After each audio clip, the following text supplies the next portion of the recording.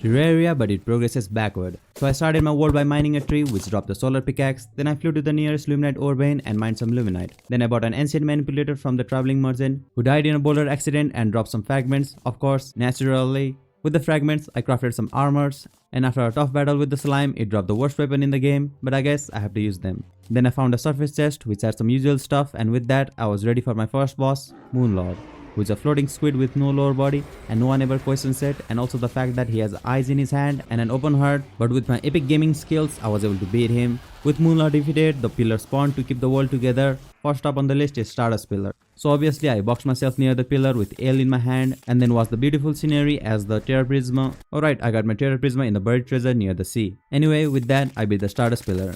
Next up were the 3 other pillars, so I obtained a nuke from the ivy chest, and with the nuke I destroyed the remaining 3 pillars, which then meant it was time for cultist. So again, with my amazing gameplay, I beat the cultist with a really hard-on fight.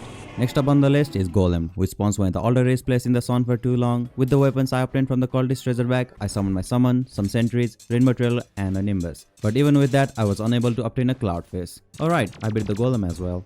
With the terrible items I obtained from the loot bag, I tried to challenge Plantera, but it seems the ball doesn't want to spawn.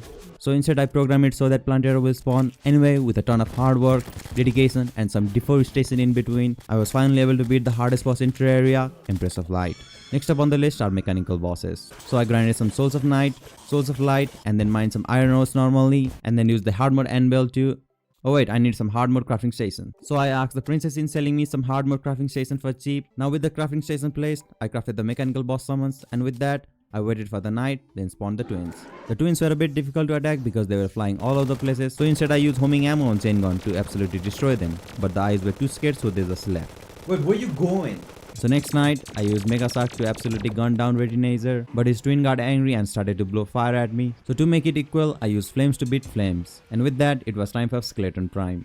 I started with a chainsaw to chop off all his arms, and then I used hammers to smash his skull. And with that, it was time for Destroyer, which died on the way while trying to reach me.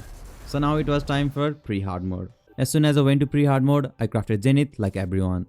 And as I was walking throughout my beautiful town, I found a demon cons on the ground, and with the demon cons, I went to hell. But to my surprise, these disease started to attack me, so I panicked and killed them. For their revenge, the Wall of Flesh spawned, and with my hard-on Zenith, I decimated Wall of Flesh.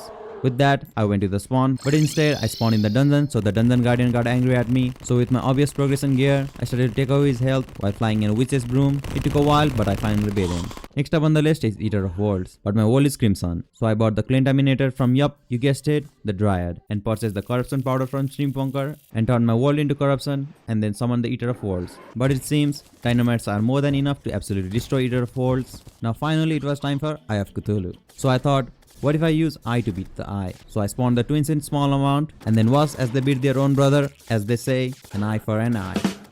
With that, the playthrough is finally over. It was a really tough battle fighting these bosses with the worst gear, and well, King Slime was caught while I was testing my railgun. And then I finally crafted the best weapon in the game, Copper Sword.